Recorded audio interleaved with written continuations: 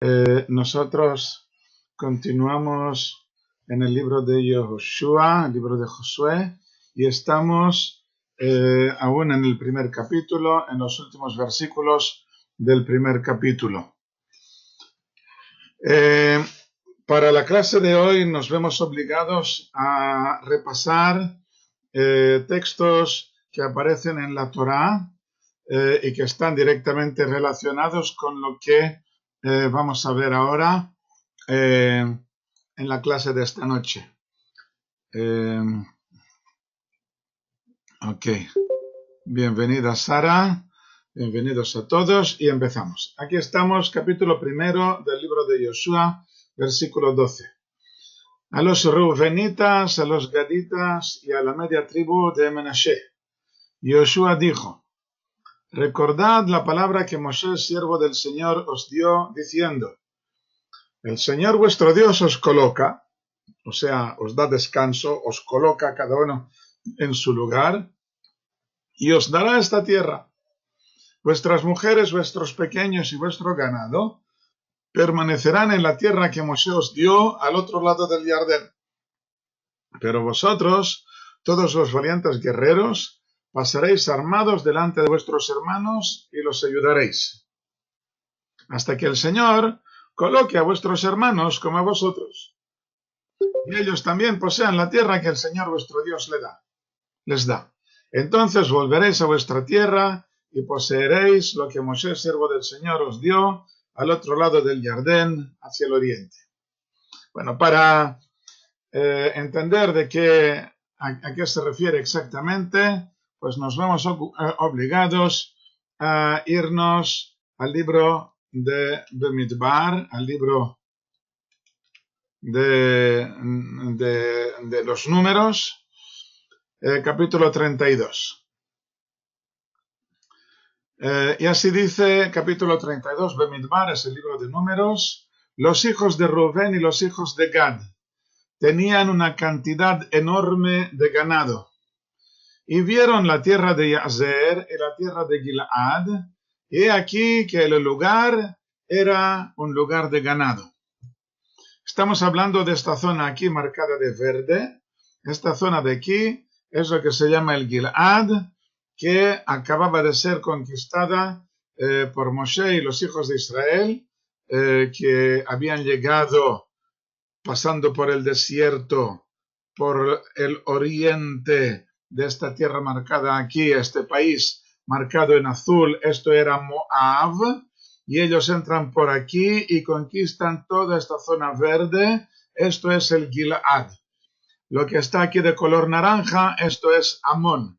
Amón y Moab, y por aquí en medio se cuelan los hijos de Israel y conquistan toda esta zona de aquí que pertenecía a los amorreos, en un texto que veremos en otra ocasión. Nos lo vamos a encontrar en el libro de Jueces, dentro de muchos capítulos. Cuando lleguemos explicaremos esto.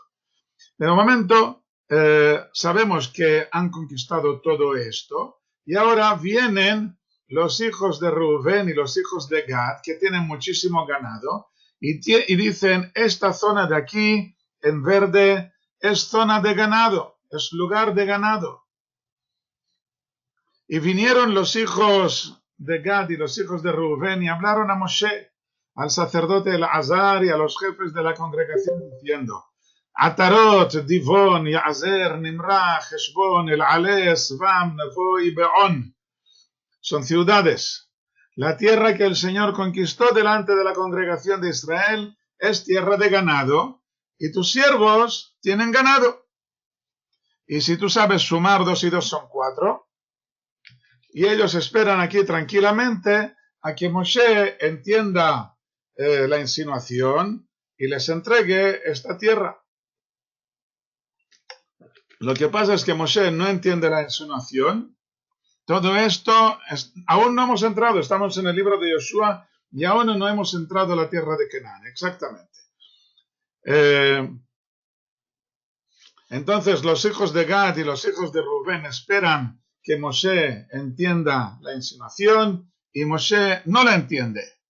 Por lo tanto, se ven obligados en el versículo 5 a decirlo explícitamente.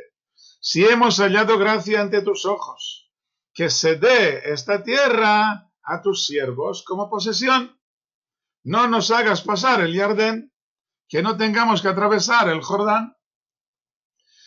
Y dijo Moshe a los hijos de Israel, ahora lo entiende. Dijo Moshe a los hijos de Gad y a los hijos de Rubén, ¿irán vuestros hermanos a la guerra mientras vosotros os quedáis aquí? Ahora tenemos que empezar la conquista de la tierra de Canaán y vosotros queréis quedaros aquí. ¿Por qué desalentáis a los hijos de Israel a fin de que no pasen a la tierra que el Señor les ha dado? Lo que estáis diciendo vosotros ahora, con lo que estáis diciendo, estáis desalentando al resto de las tribus. Y ellos también dirán, nosotros también queremos quedarnos aquí en esta tierra que ya hemos conquistado.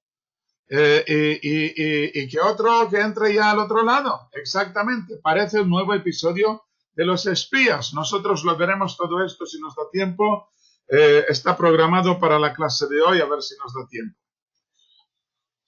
Versículo 8. Esto es lo que hicieron vuestros padres cuando los envié de Kadesh Barnea a ver la tierra. Y subieron hasta el valle de Eshcol y vieron la tierra y desalentaron a los hijos de Israel para que no entraran a la tierra que el Señor les había dado. Y la ira del Señor se encendió aquel día y juró diciendo, ninguno de estos hombres que salieron de Egipto de 20 años arriba verá la tierra que juré a Abraham, Isaac y Jacob, porque no me siguieron fielmente. Sino Caleb ben Yefuné el Kniseo y Yoshua bin Nun, pues ellos sí han seguido fielmente al Señor.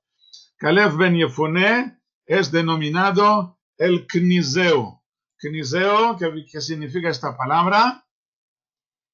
Caleb era hijo de Yefuné, Yefuné es su padre, pero lo había criado su padrastro Knaz, por lo que le denominaban el Kniseo.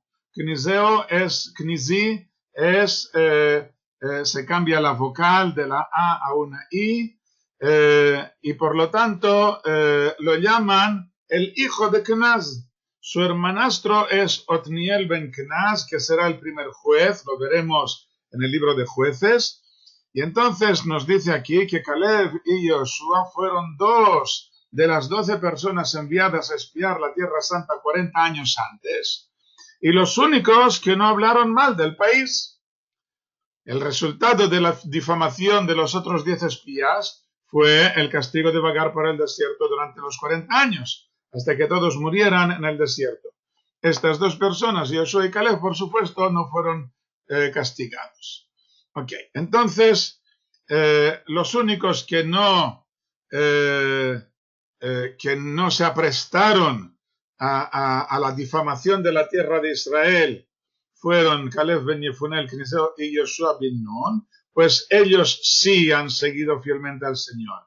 Y se encendió la ira del Señor contra Israel y los hizo vagar en el desierto por 40 años hasta que fue acabada toda la generación de los que habían hecho mal ante los ojos del Señor. Y aquí, vosotros os habéis levantado en lugar de vuestros padres, prole de hombres pecadores, para añadir aún más a la ardiente ira del Señor contra Israel. Pues si os volvéis detrás de él, otra vez os abandonará en el desierto y destruiréis a todo este pueblo. Hace referencia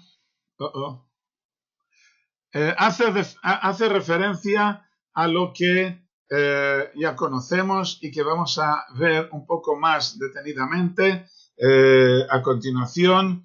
El pecado de los espías, que a causa de este pecado que desalentaron al pueblo de Israel, a causa de esto tuvieron que vagar 40 años por el desierto.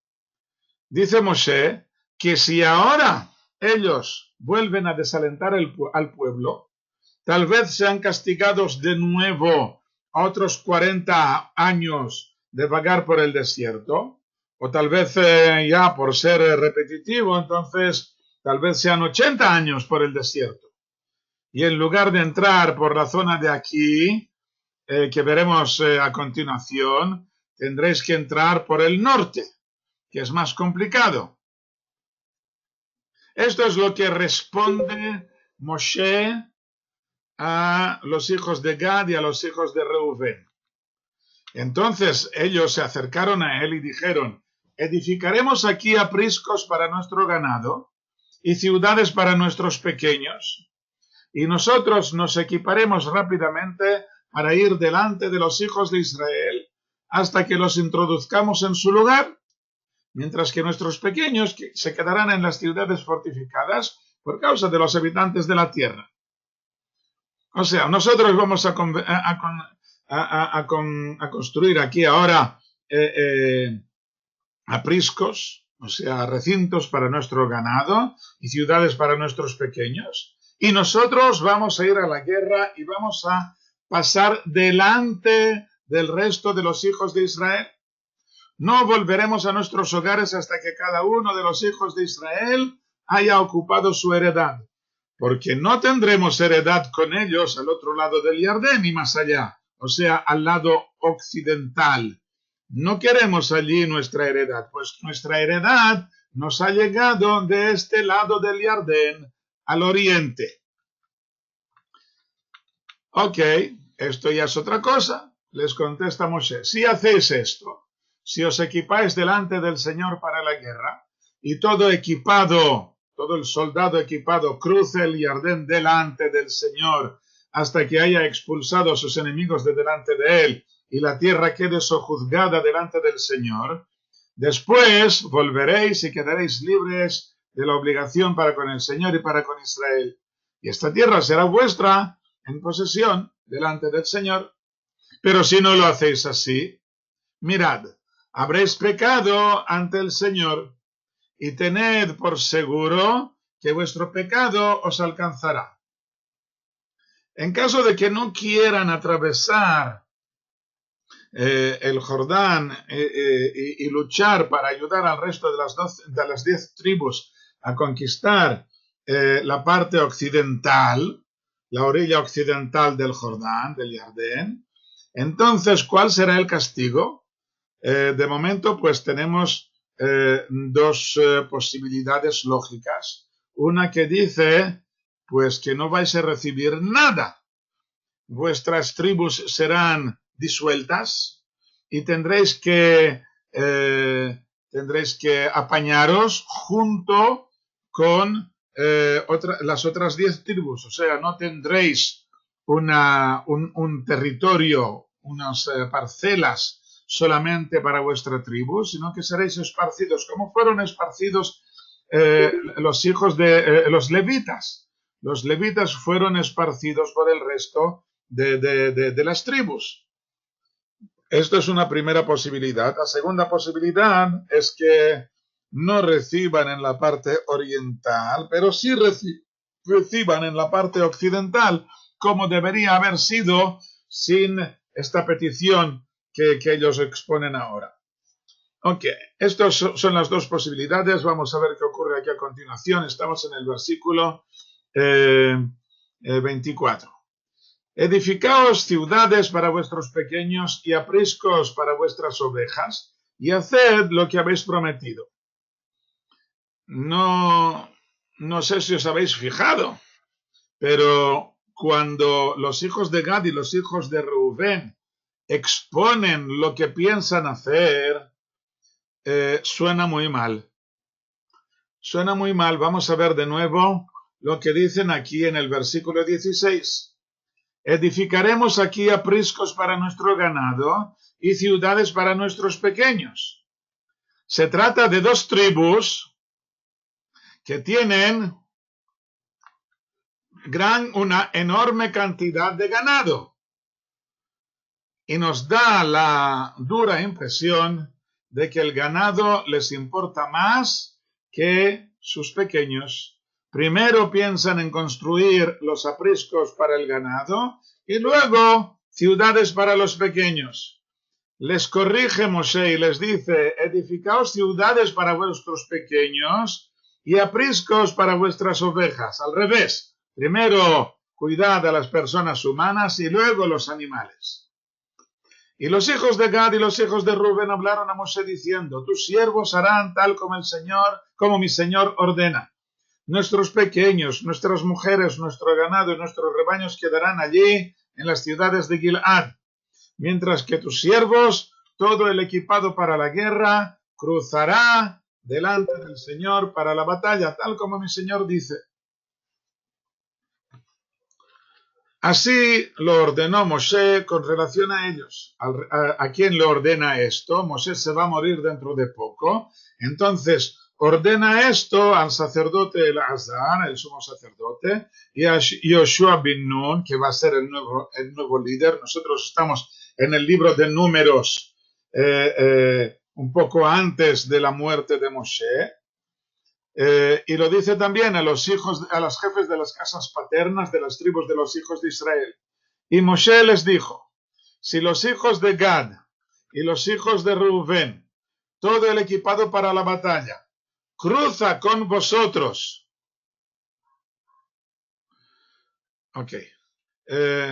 Si los hijos de Gad y los hijos de Rubén, todo el equipado para la batalla, cruza con vosotros el Jardén delante del Señor, y la tierra es sojuzgada delante de vosotros, entonces les daréis la tierra de Gilead en posesión. Pero si no cruzan equipados con vosotros, tendrán la herencia entre vosotros en la tierra de Canaán.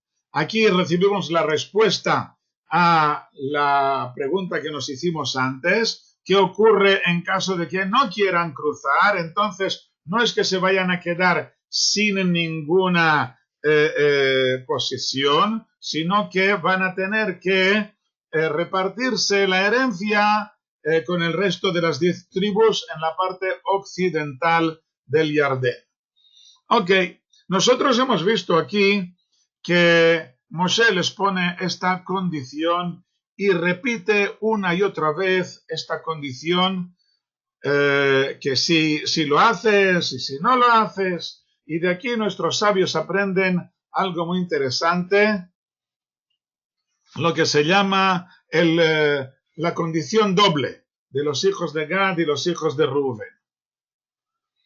El Talmud aprende de estos versículos que cuando se pone una condición en una acta o en un convenio, por ejemplo, un ejemplo de hoy en día, que fulano está dispuesto a vender un coche a condición de que le den un objeto determinado. Está poniendo una condición. Entonces, cuando pones esta condición, deben cumplirse 4 cláusulas. Un segundo. En primer lugar, que pueda llevarse a cabo por medio de un intermediario. O sea, en nuestro ejemplo, que un intermediario pueda darle el objeto, no tiene que dárselo el comprador, puede darle el objeto un intermediario. En segundo lugar, que sea doble, la condición tiene que ser doble. ¿Qué significa doble? Que explique que si se cumple la condición, la acción de la venta tendrá valor. Y si no se cumple la condición, la acción de la compra no tendrá valor. ¿Okay? Si me das el objeto, te vendo el coche. Si no me das el objeto, no te lo vendo. Esto es lo que significa que la condición tiene que ser doble. Si lo haces y si no lo haces. En tercer lugar, que preceda el lado positivo al negativo. Primero hay que decir si me das tal objeto, antes de decir si no me lo das. No, el objeto no tiene por qué tener el mismo valor. No estamos hablando de la venta, estamos hablando de una condición. Luego lo explico un poco más. En cuarto lugar, que la condición anticipe la acción. Por ejemplo, si me das tal objeto, esto es la condición, luego dices te vendo el coche y esta es la acción. Exactamente, puede ser un chupa-chup. En realidad, estas cláusulas, todo esto aparece. Un segundo, primero voy a terminar aquí la lectura de este papelito de aquí. Entonces se lleva a cabo la venta del coche, la entrega de las llaves o los papeles, puesto que el pago del valor del coche es solamente una deuda que no influye en la venta en sí. La venta no es el pago. La venta es cuando se traspasan los papeles o cuando recibes las llaves.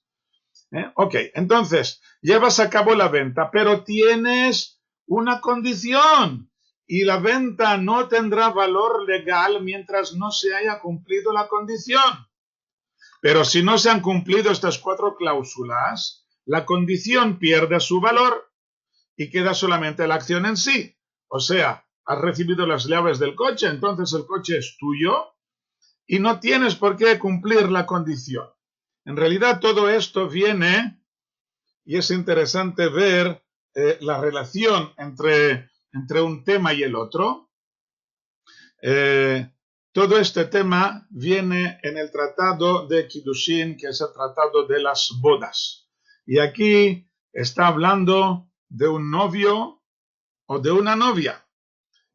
Un novio que le dice a la novia, te entrego este anillo y serás mi mujer a condición de que me des 100 euros.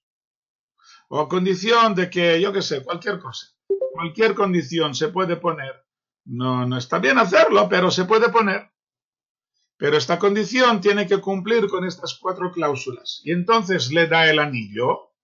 Si la mujer cumple con las cláusulas, con la condición, entonces está casada. Y si no cumple, pues no está casada.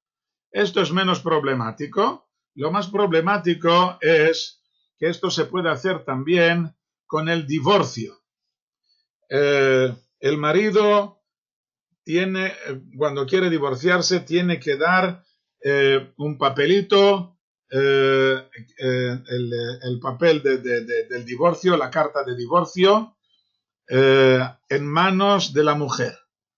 Y entonces, en teoría, esto está prohibido hacerlo, pero en teoría puede decirle, te doy, quedarás divorciada de mí a condición de que me des tal dinero o que cualquier cosa. Entonces,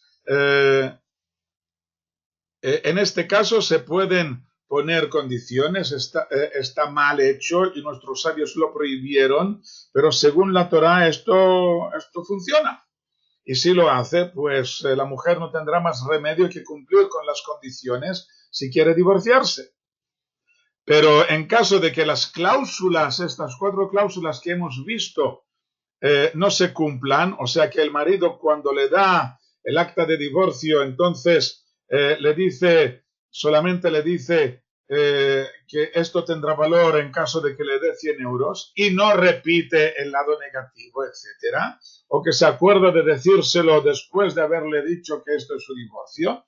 Entonces no se han cumplido las cláusulas y entonces la mujer está divorciada sin tener que cumplir la condición, porque esta condición no tiene valor. Okay. Todo esto es un rollo macabeo, pero todo esto viene de nuestros versículos que estamos viendo ahora y es muy importante y por esto no tengo más remedio que mencionarlo aquí para que sepáis que esto existe. ¿Cómo funciona exactamente? Esto ya espero que no lo necesitemos, pero hay que saber que cuando alguien pone condiciones para que algo tenga valor, entonces tiene que tener en cuenta estas 4 cláusulas. Y nos basta con esto, volvemos a nuestros versículos. Ok, entonces Moshe, ¿qué tiene que ver esto con el problema de las citadas tribus? Porque la toma de posesión de la tierra de Israel por medio de las tribus, cuando una de las tribus o cada uno de los hijos de Israel toma posesión de su herencia en la tierra de Israel, esto es como una boda, esto es como una unión matrimonial. Y por lo tanto, esto tiene que ver un tema con el otro, pero no quiero esparcirme más en esto. Esto lo vemos en la clase de Shir Hashirim. Es otra cosa diferente. Continuamos en el libro de Bemidbar, capítulo 32. Estamos viendo la crisis de las tribus de Gad y Reubén. Y entonces en el versículo 31 respondieron los hijos de Gad y los hijos de Reubén diciendo: como el Señor ha dicho a vuestros siervos, así haremos. Nosotros cruzaremos equipados delante del Señor a la tierra de Canaán, y la posesión de nuestra heredad quedará con nosotros de este lado del Jordán. Y Moshe dio a los hijos de Gad y a los hijos de Rubén y a la media tribu de Menashe ben Yosef el reino de Sihón, rey de los amorreos, y el reino de Og, rey de Bashán, la tierra con sus ciudades, con sus territorios, y las ciudades de la tierra circunvecina. De pronto llega media tribu de Menashe. La media tribu de Menashe no estaba al principio del capítulo, y es Moshe el que la incluye. ¿Y por qué incluye Moshe media tribu de Menashe? Ya que estamos, pues puedes meter a toda la tribu de Menashe. ¿Por qué solamente media? ¿O por qué la tribu de Menashe y no otra tribu? La respuesta es que la tribu de Menashe habían demostrado anteriormente, y no lo vamos a ver aquí ahora, habían demostrado anteriormente su apego a la tierra de Israel, a la tierra santa. Existe un problema grave hoy en día en el Estado de Israel, en que se envían emisarios de la Sochnut para ayudar, para animar a personas, a judíos que viven en la diáspora, para que vengan a la tierra de Israel, para que vengan al Estado de Israel. El problema es que la mayoría de los que se apuntan para este trabajo de emisarios son personas que no quieren vivir en el Estado de Israel. Y entonces lo mejor que hacen es dar mal ejemplo.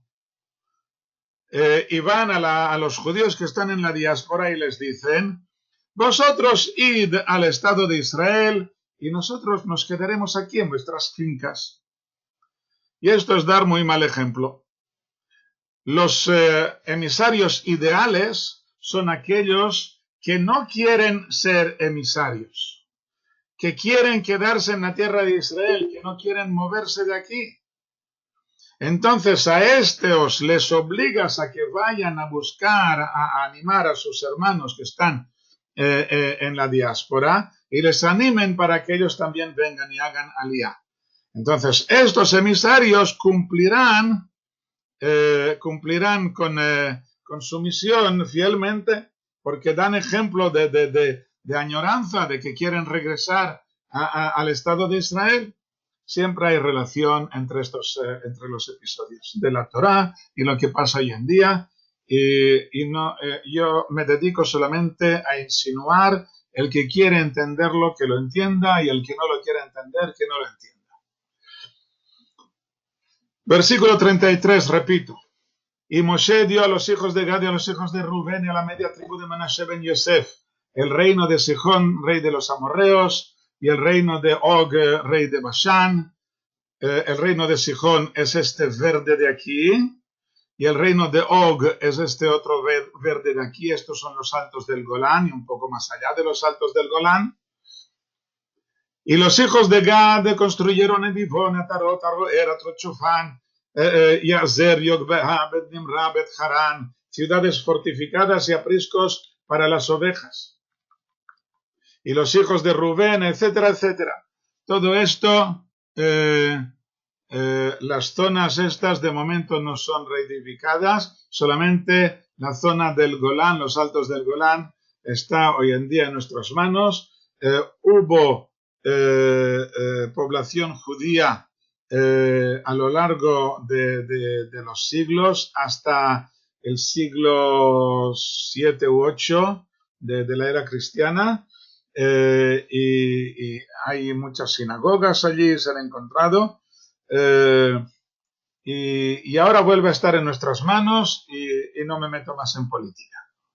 Ok, entonces hemos visto, esto es el tema, esto es la crisis de los hijos de Gad y los hijos de Rubén. Ellos habían jurado ir delante del resto de los soldados. Y ahora viene Yoshua y les dice a los Reubenitas y a los Gaditas y a la media tribu de Menashe, recordad la palabra que Moshe, siervo del Señor, os dio, diciendo que el Señor vuestro Dios os coloca y os dará esta tierra, pero vosotros tenéis que ir delante de los demás. Pero vosotros, versículo aquí, 14, vosotros todos los valientes guerreros pasaréis armados delante de vuestros hermanos y los ayudaréis hasta que el Señor coloque a vuestros hermanos como a vosotros. Y ellos también poseerán la tierra que el Señor vuestro Dios les da. Entonces volveréis a vuestra tierra y poseeréis lo que Mosé, siervo del Señor, os dio al otro lado del Jordán, hacia el oriente. Hemos vuelto al libro de Yoshua, capítulo 1, exactamente. Y ellos respondieron a Yoshua diciendo, haremos todo lo que nos has mandado, y a donde quiera que nos envíes, iremos. Como obedecimos en todo a Moshe, así te obedeceremos a ti. Solamente que el Señor tu Dios esté contigo, como estuvo con Moshe.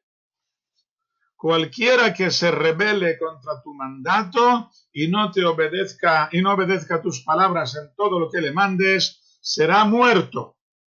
Solamente sé fuerte y valiente. Ok, entonces esta es la cuarta vez que vemos en este capítulo esta expresión, sé fuerte y valiente, pero aquí le antecede una condición, solamente. ¿Qué significa esto de solamente? Esta expresión viene a mitigar la oración anterior, o sea, la oración en que estamos hablando. O sea, que no en cualquier caso de desobediencia se dará muerte al rebelde. En caso de que Yoshua o su sucesor dé una orden que vaya en contra de los mandamientos de la Torá, esta orden no tendrá valor. Y si alguien la desobedece, por supuesto, no se merece la pena de muerte. No significa que el líder sea un malvado. Puede darse el caso de que el líder no es consciente de que la orden que ha dado vaya en contra de algún mandamiento. Ocurre a veces que el líder no se da cuenta de que esto va en contra de algún mandamiento, o que en un momento determinado o en una persona determinada esto va en contra del mandamiento, aunque en general sea una orden correcta. Puede ser una orden que para el 90% es correcta y para un 10% no es correcta. Y no voy a dar aquí ejemplos, los veremos a continuación, mucho más adelante. Lo dejamos esto de momento. Ok, entonces, esta cuarta vez que le dicen a Yoshua, sé fuerte y valiente, viene a indicar aquí que en el liderazgo tiene que mostrar autoridad. No te rindas a lo que la gente te dice. La democracia, en la Torá existe la democracia, pero la democracia está en pedir consejo y pedir la opinión de la gente. Pero hay un líder que es el que decide. Puede haber partidos políticos, pero tiene que haber un líder que decide y que su autoridad es máxima. Este líder lo podemos cambiar, lo podemos destituir, todo esto sí, pero cuando él dice algo, esto hay que cumplirlo. Ok, con esto nos basta de momento y nos pasamos a continuación al siguiente capítulo que está directamente conectado con lo que acabamos de estudiar ahora. Es casi una repetición de la misma clase. Lo que hemos visto en esta primera mitad de la clase, vamos casi a repetirlo ahora en esta segunda mitad, por supuesto, con matices, con ampliaciones, etc. Capítulo 2. Y envió Yoshua bin Nun desde Hashittim 2 hombres espías en silencio, diciendo: Id y ved la tierra y a Jericó. Y se fueron y entraron allí a la casa de una mujer prostituta cuyo nombre era Rahab, y se acostaron allí. Antes de continuar con el capítulo 2, estamos hablando ahora de 2 hombres espías, pero antes vamos a ver dónde está esto de Hashittim. Hashittim significa las acacias. ¿A qué se refiere esto? En el libro de Bemidbar, justo después del texto que hemos leído antes, en el libro de Números, capítulo 32 hemos leído antes, ahora estamos en el capítulo 33, versículo 48, dice que los hijos de Israel viajaron de los montes de Avarim, que son los montes de aquí, y acamparon en las estepas de Moab, junto al Jardín de Jericó. Y acamparon junto al Jardín desde Bet Yeshimot hasta Abel Hashittim, en las estepas de Moab. Veis que aquí he puesto 2 líneas rojas. Se refiere esto, se trata de la llanura que se encuentra cerca del lugar en que el río Jardín desemboca en el mar de la Sal, el mar muerto, en la orilla oriental del río. Este es el río Jardín, frente a la ciudad de Jericó y debajo del monte Nevo. Este es el monte Nevo en el cual fue la última visión que tuvo Moshe. Desde allí se ve un panorama fantástico cuando hay buena visión. Normalmente hay muchas perturbaciones de la visión, no puede verse mucho, porque esto es una caldera que siempre está caliente y está llena de vapores, pero cuando hace buen tiempo, un día despejado, se puede ver hasta muy, muy lejos. Ok, entonces desde este monte Nevo, aquí abajo hay una llanura que tiene un tamaño determinado. Esta es una foto de esta llanura tomada desde el monte Nevo. Aquí acamparon antes de atravesar el Jardín. El Talmud de Jerusalén, el Tratado de Gitín, dice que desde Bet Yeshimot hasta Abel Hashittim hay 12 millas hebreas, que son unos 10 kilómetros. 10 kilómetros, y esto coincide perfectamente con las medidas de aquí. Desde aquí hasta acá hay 10 kilómetros y desde aquí hasta acá también 10 kilómetros. Esto coincide perfectamente. Esto era el campamento de Israel. 10 kilómetros ocupaban. Un campamento muy grande. Ok. Y envían a dos hombres espías. Y no tenemos más remedio que compararlo. Exactamente, no parece especialmente ejemplar. Esto lo dejamos para la próxima lección. No nos va a dar tiempo ahora. Lo veremos en la próxima lección. Pero de momento vamos a ver lo que ocurre con los espías. En el libro de Bemidbar, libro de Números de nuevo, estamos ahora en el capítulo 13.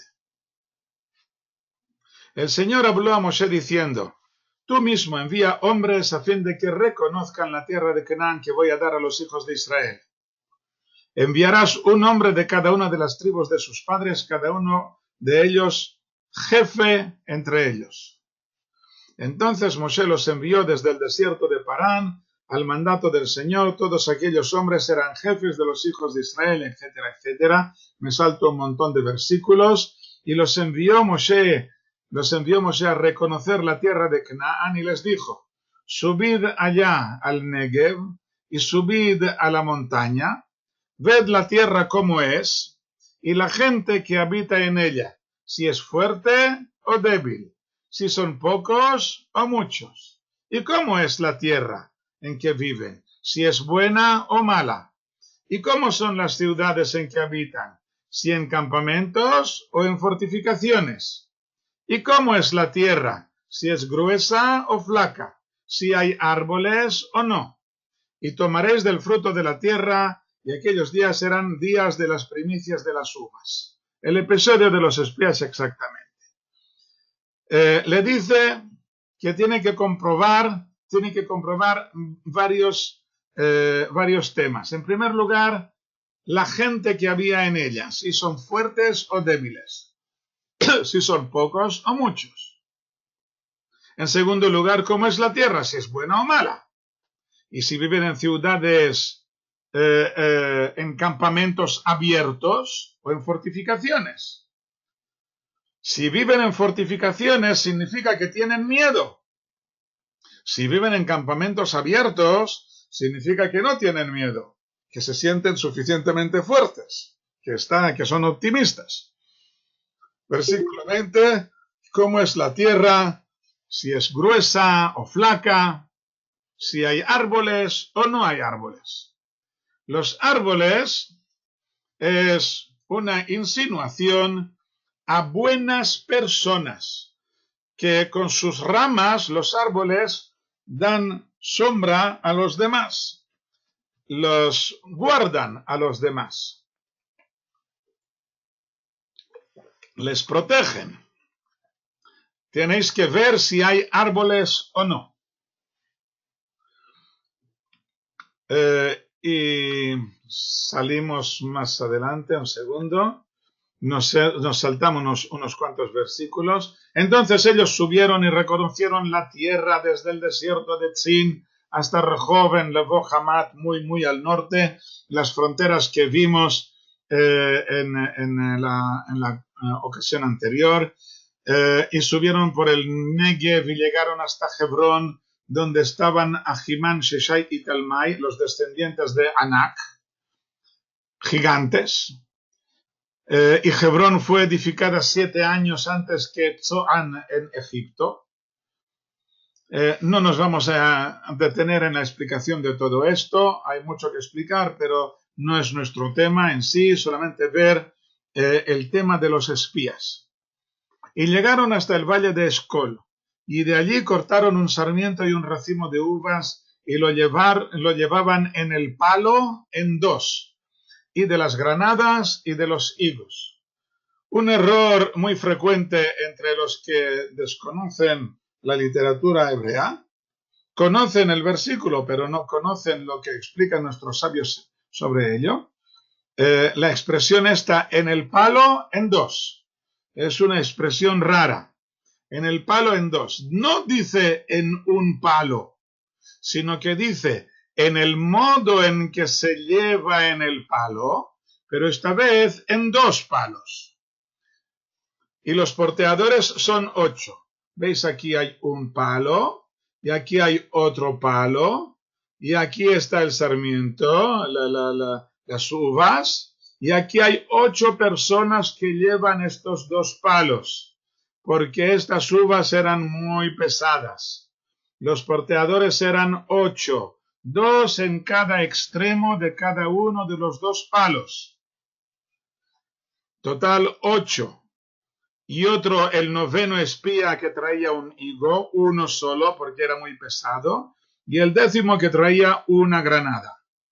En total 10 porteadores, pero Josué y Caleb no quisieron participar, pues ya veían que la intención de los demás era de meter miedo al pueblo, y por lo tanto ellos no quisieron participar en esto.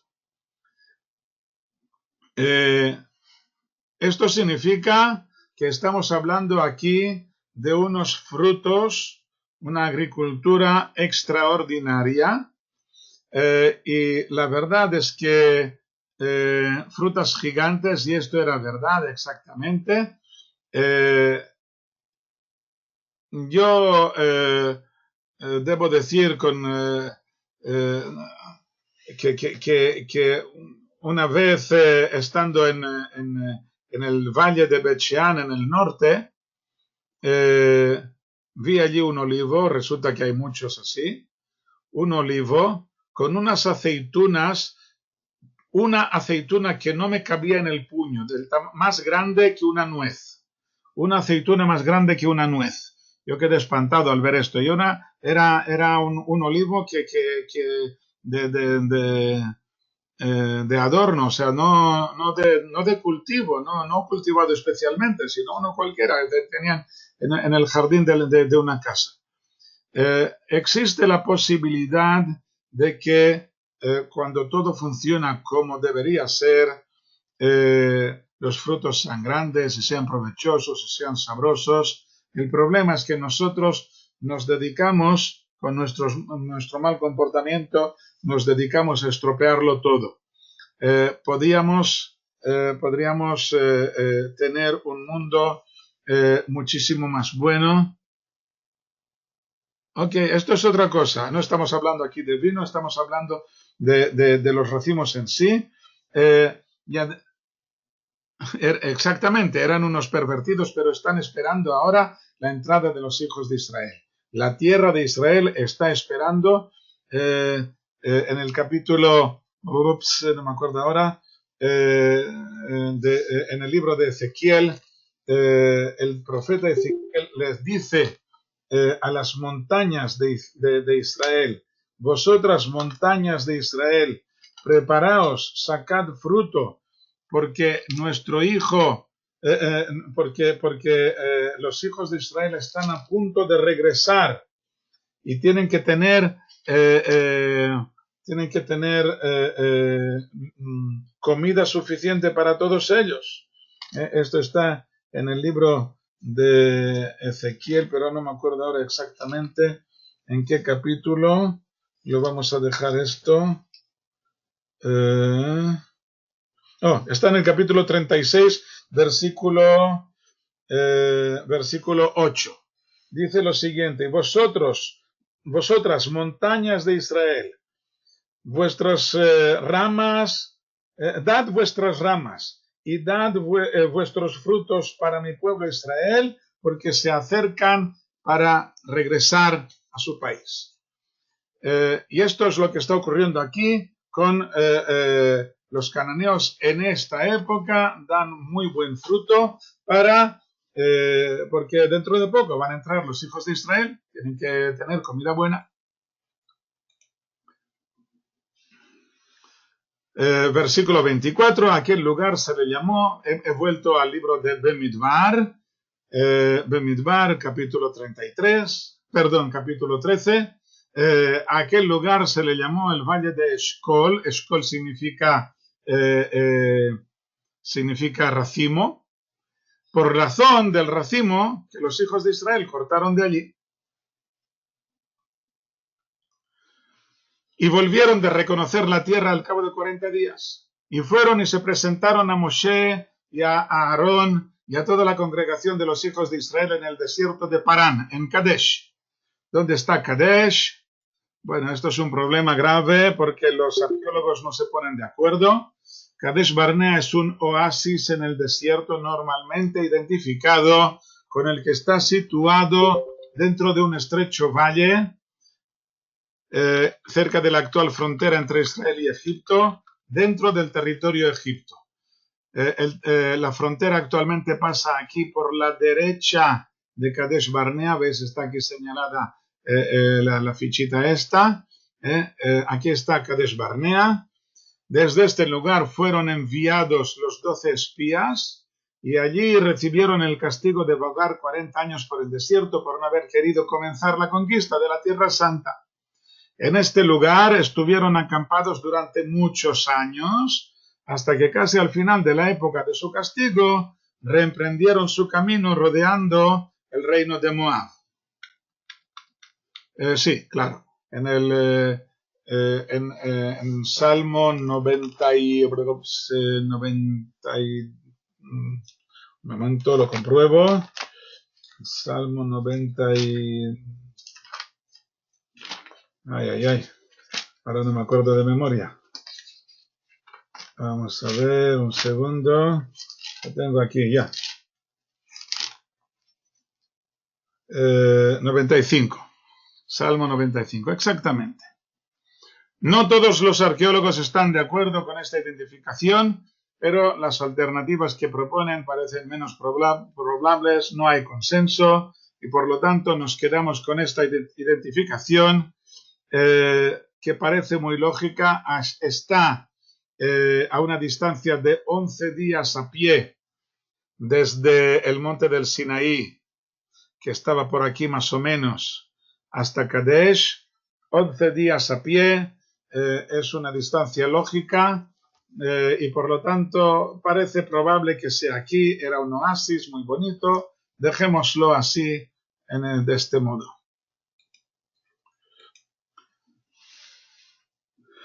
Ok, entonces regresan los espías al cabo de 40 días y les devolvieron palabra a ellos y a toda la congregación y les enseñaron el fruto de la tierra y le contaron a Moshe y le dijeron: fuimos a la tierra donde nos enviaste y ciertamente mana, leche y miel, y este es el fruto de ella. Muy bien, es correcto, solo que es fuerte el pueblo que habita en ella y las ciudades fortificadas y muy grandes. Hemos dicho que fortificadas significa que tienen miedo, pero ellos hacen uso de los datos y le dan la interpretación que ellos quieren. Y además vimos allí a los descendientes de Anak. Anak significa gigante en hebreo y es el nombre propio de una persona del cual vimos que tenía 3 hijos, Ahiman, Sheshai y Talmai. Amalek habita en la tierra del Negev y los hititas, los jebuseos, los amorreos habitan en la montaña y los cananeos habitan junto al mar y a la ribera del Jardén. Esto es lo que dicen 10 de los espías. Versículo 30. Y acalló Caleb al pueblo hacia Moshe y dijo: subiremos y tomar posesión de ella, y tomaremos posesión de ella, porque poder la podremos. Esto es la redundancia en hebreo. Nosotros tenemos fuerza suficiente porque ellos tienen miedo, nos tienen miedo. Esto no lo hemos visto aún, pero lo veremos si Dios quiere en la próxima clase del libro de Yoshua. Veremos el miedo que tenían los habitantes de la tierra de Canaán. Versículo 31. Pero los hombres que habían subido con él, o sea, los otros 10 espías, dijeron: no podemos subir contra este pueblo porque es más fuerte que nosotros. Esta expresión en hebreo, por una de las raras reglas gramaticales del hebreo, cuando dices más fuerte que nosotros, puede significar igualmente, no hay ninguna diferencia, puede significar igualmente más fuerte que él. En tercera persona del singular. O sea, la tercera persona del singular es idéntica a la primera persona del plural cuando habla de decir de nosotros, más fuerte que nosotros. En hebreo, mimenu significa tanto que nosotros como que él. Están diciendo aquí que ni siquiera Dios nos podrá ayudar contra ellos, porque este pueblo, los cananeos, son más fuertes que él. Ni siquiera Dios nos podrá ayudar en esto. Y sacaron la calumnia de la tierra que habían reconocido a los hijos de Israel, diciendo: la tierra por la que hemos ido para reconocerla es una tierra que se come a sus habitantes. Y toda la gente que vimos en ella son hombres de estatura. Una tierra que se come a sus habitantes, dice el Midrash, que cualquier lugar que llegaban había entierro. En cualquier lugar que llegaban había entierros. Entonces ellos dicen: esto significa que es una tierra mala, que es una tierra con problemas higiene, de cómo se llama esto, de salubridad. Es una tierra que mata a sus habitantes. El verdadero significado de lo que ocurría en aquel momento lo veremos dentro de poquito. Vimos allí también a los gigantes, a los hijos de Anak, que son parte de la raza de los gigantes, y éramos a nuestros ojos como langostas, y así parecíamos ante sus ojos. Capítulo 14, versículo 1. Entonces toda la congregación levantó la voz y clamó, y el pueblo lloró aquella noche, la noche del Tisha B'Av. El Talmud hace el cómputo y demuestra que estamos en el día 9 de Av, o sea, el día 8 por la noche, después del día 8, la víspera del día 9. Y protestaron contra Moshe y a Aarón todos los hijos de Israel, y les dijo toda la congregación: ojalá hubiéramos muerto en la tierra de Egipto, ojalá hubiéramos muerto en este desierto. ¿Por qué nos trae el Señor a esta tierra para caer a espada? Nuestras mujeres, nuestros hijos vendrán a ser presa. ¿No sería mejor que nos volviéramos a Egipto? Exactamente, en Tisha B'Av. Versículo 4, y se decían unos a otros: nombremos un cabecilla y volvamos a Egipto. Versículo 5, entonces Moshe y Aarón cayeron sobre sus rostros en presencia de toda la asamblea de la congregación de los hijos de Israel. Pero están allí los dos buenos espías. Ahí están los dos buenos espías, Yoshua bin Nun y Caleb ben Yefune, que eran de los que habían reconocido la tierra. Rasgaron sus vestidos y hablaron a toda la congregación de los hijos de Israel diciendo: la tierra por la que pasamos para reconocerla es buena tierra, mucho, mucho. Tová haaretz meod, meod. Es buena la tierra, mucho, mucho. Si el Señor se agrada en nosotros, nos llevará a esta tierra y nos la dará. Es una tierra que emana leche y miel. Solo contra el Señor no os rebeléis, y vosotros no temáis de la tierra de la gente de la tierra, pues son nuestro pan. No quisieron mentir, no quisieron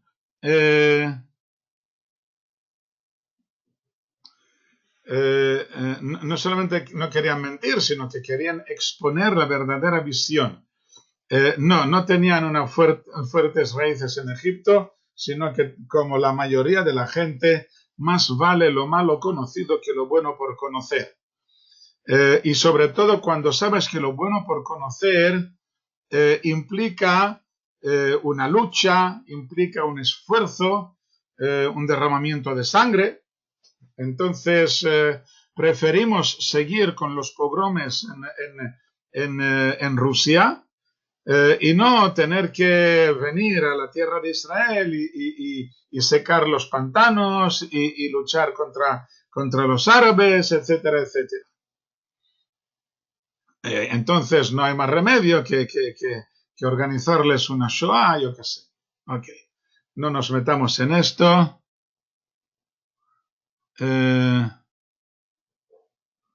Ok, sí, también. No es que prefieran el camino a la llegada, sino que les da miedo. Les da miedo. Están hablando aquí 10 líderes. Si os acordáis, los primeros versículos de este párrafo hablan de los líderes. Eran líderes.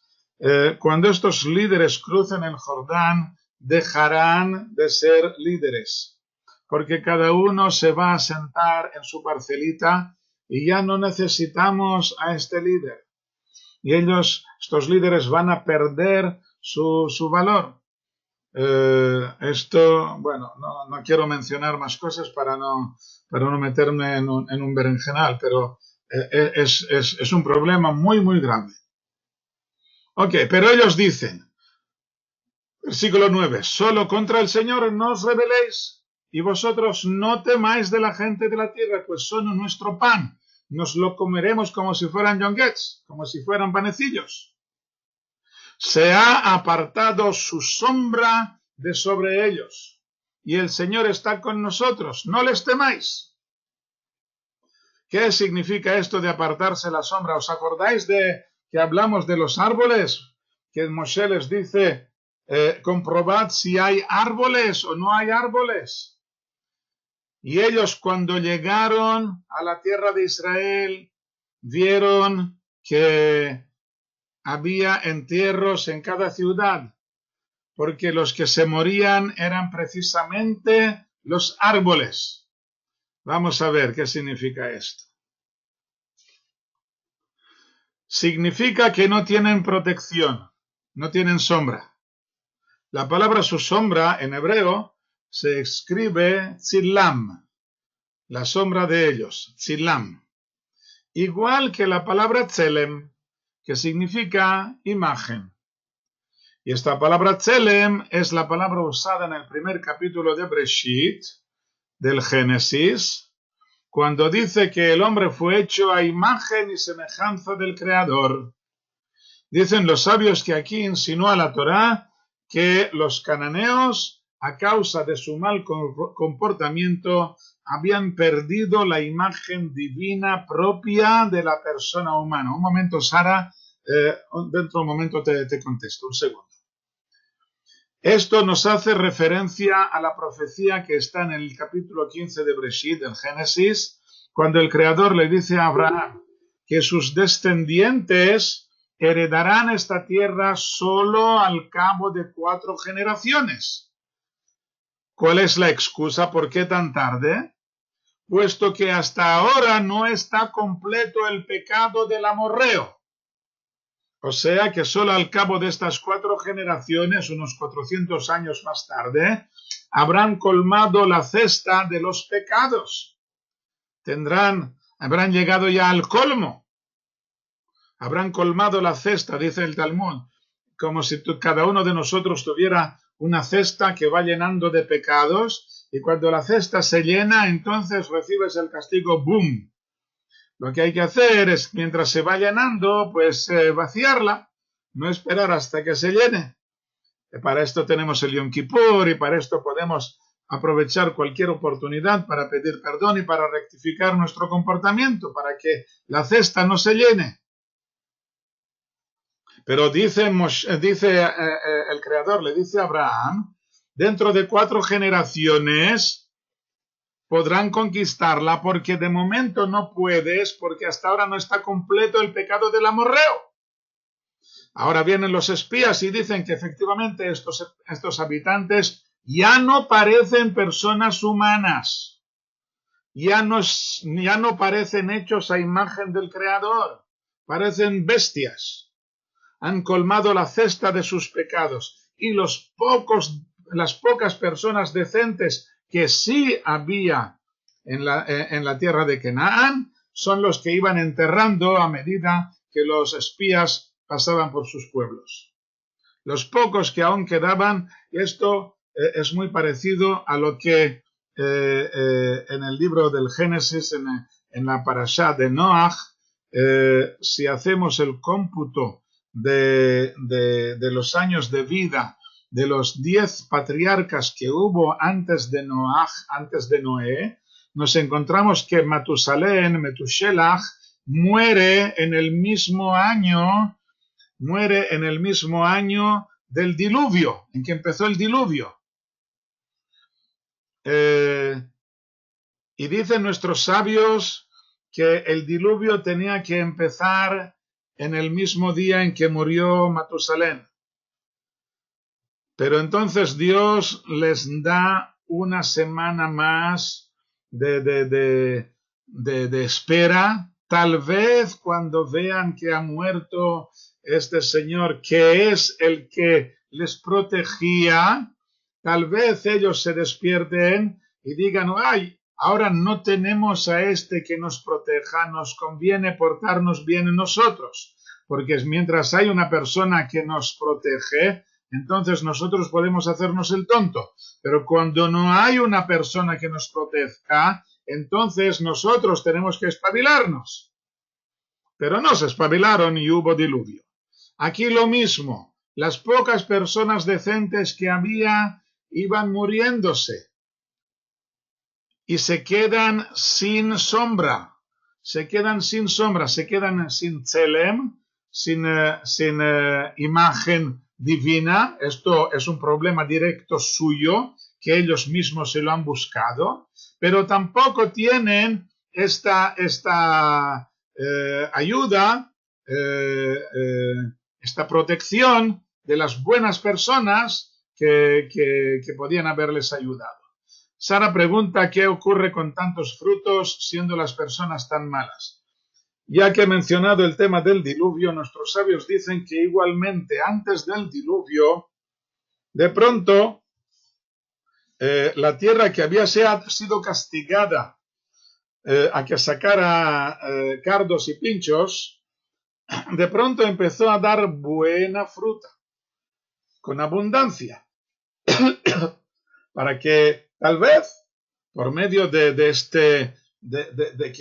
que las cosas van bien, entonces tal vez la gente se arrepienta y diga, bueno, ¿para qué pecar? ¿Para qué portarnos mal? Si Dios se porta bien con nosotros, pues vamos a portarnos bien nosotros también.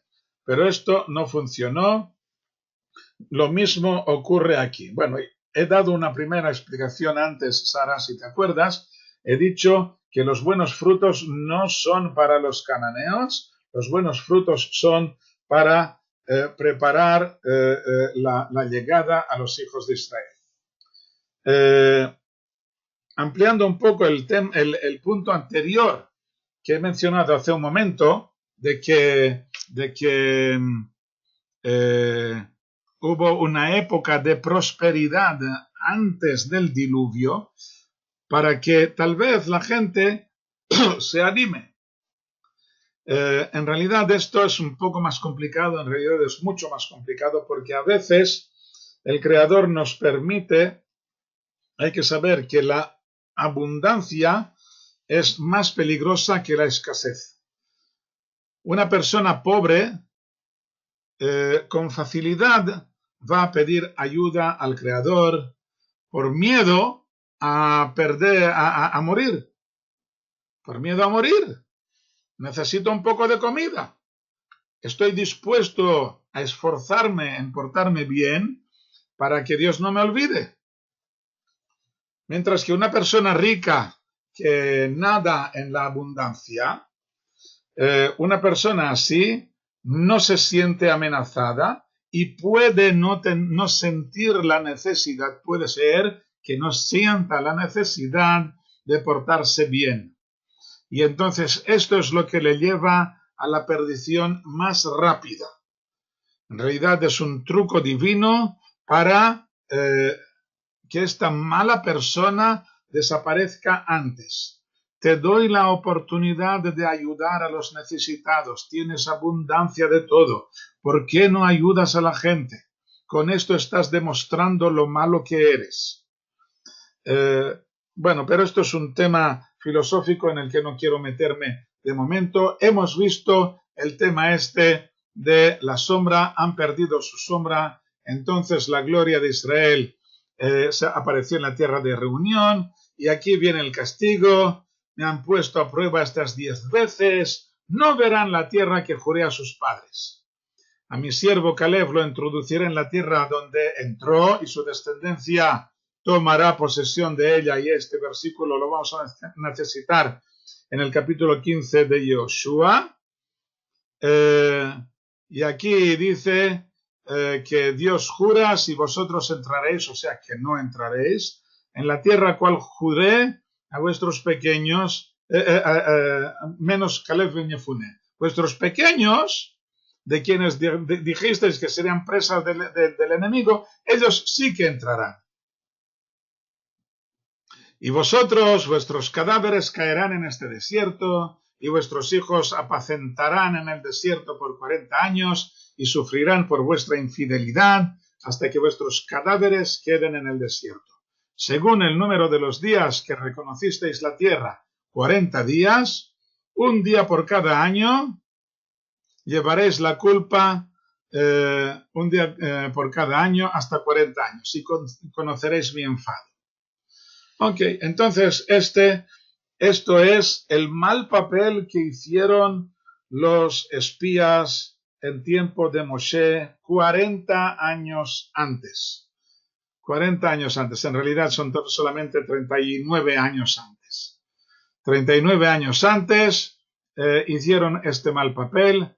Ahora Yoshua, que fue uno de los dos buenos espías, ahora Yoshua envía a dos hombres para que espíen en Jericho. Y vamos a ver en la próxima clase qué ocurre con ellos. Aquí terminamos la clase de hoy. Muchas gracias y nos vemos, si Dios quiere, la semana que viene, el domingo que viene. Shalom, shalom, buenas noches a todos.